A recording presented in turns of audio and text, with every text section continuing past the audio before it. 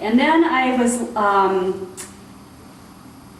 I hesitate to say lucky because everything in investigating is bittersweet, but I was fortunate enough to get a look behind laboratory doors. I worked at Boys Town National Research Hospital. So when I was in New Jersey, I literally got lost one day because I have a notoriously bad sense of direction. I can sort of train myself to remember which way north is and east and west, but if I get distracted, it escapes me like that. And I drove by a place called Huntington Life Sciences. It wasn't on the list of maybe a dozen potential labs that I had brought with me, but here it was, and it sounded like that might be a place that did animal testing, and maybe they did cosmetic testing on animals. So I applied, and lo and behold, I got the job. I documented the abuse of animals in that laboratory for 8 months. And the means of poisoning the animals in research laboratories are relatively the same. Any open orifice, a poison can be put in. And even if it's a product that's not called a poison, they're usually put in volumes that are at a poisonous level. You can ask a veterinarian on staff to check an animal who may be retching uncontrollably to the point of screaming dry heaves, and the veterinarian's going to come in and say, yep, that animal's real sick. That beagle dog's really, really sick. She's throwing up, she's miserable, she's probably not going to last much longer. What do you want me to do? Like you're a vet, I'd kind of like you to treat the beagle who has the dry heaves and is screaming and is miserable. And she will say to you, the thing is, we're poisoning that dog on purpose. That's why we're here. So if I want to treat the dog, I would say quit poisoning the beagle dog. But that is not why the research lab exists. So they know that the animals in the research lab don't feel well, and there's nothing they can do except stop researching on animals. And the name of the game in a contract research organization, such as Huntington Life Sciences, the name of the game is to get return business back to the laboratory. That's why they exist. If you have a product that you want to get on the market, maybe it's a household cleanser, and you go to laboratory A down the street and say, test this product, I want to get it on the market. And then you also take the same product to lab B, which is, say, HLS or any other lab, and say, test this product, I want to get it on the market. If lab A goes through the motions of the animal tests and rubber stamps your product and gets it on the market, you're going to make a lot of money and you're going to be very happy with lab A. If lab B says, you know what, we had a little problem with your product.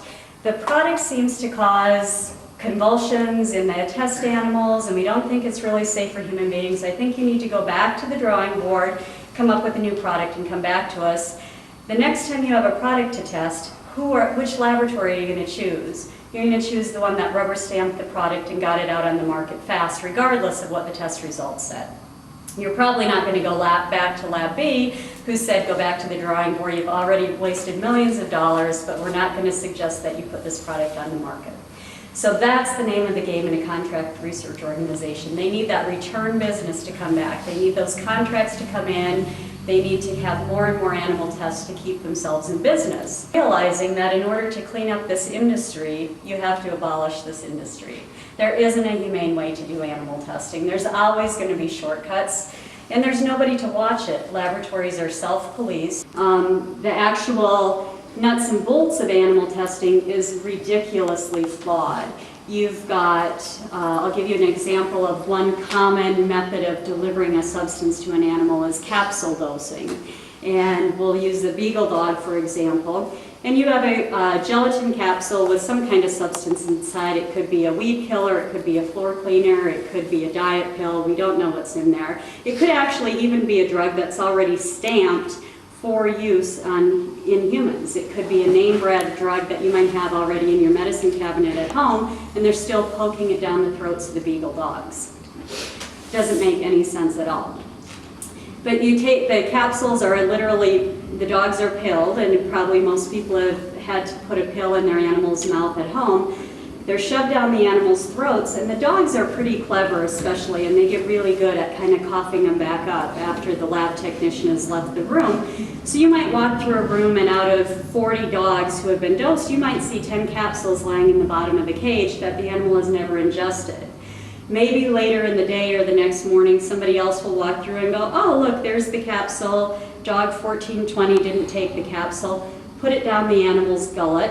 And 2 hours later, the next round of dosing is going to happen. So now that animal's gotten 2 rounds of dosing close together, or you've got 9 others that haven't gotten dosed at all, and yet they're calling it scientific. It's just such a sloppy way to do things. Even if you first started working inside an institution, be it academic or a contract research organization, people like to call these scientific experiments when there's an animal test. Not only is there nothing scientific about it, as we've already explained, they're not conducted by scientists. They might throw a made-up title of scientist to an employee who's been around a couple of years and gotten a couple of pay grade increases, but they're not scientists. They're usually an entry-level employee who's managed to stick it out in a rotten working environment long enough to get a couple of pay raises. Somebody who worked at McDonald's could be screwing up a drug protocol that is going to be used on your mother, your grandmother, your child.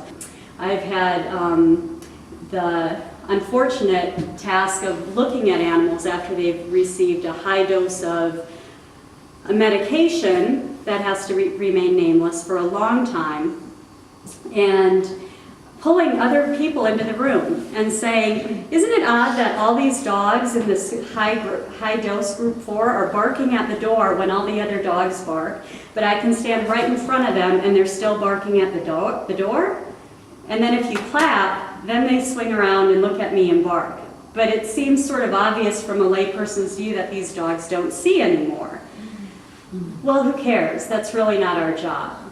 So there's no notation made, there's no memorandum issued, the dogs aren't given any respite from the high dose. You've got group 4 dogs that are essentially appearing to be blind, and the product goes to market, and isn't it odd that a year later, after use in human beings, people are saying, it seems to cause vision problems.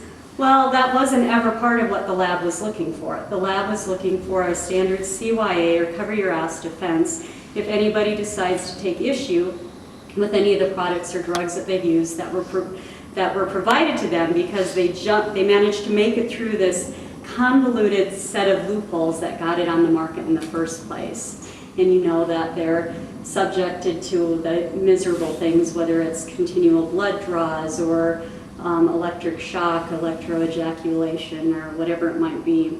In one case, I wanted to wait until a group of animals I was particularly close to were dead before I left. They wanted me to leave, and I said, can I wait 1 more week? I just want to kind of at least be around to bear witness to the fact that they're gone after all of these months of abuse. And that was really important to me. With one particular monkey that I met when I was undercover, he actually has been dead 12 years as of yesterday.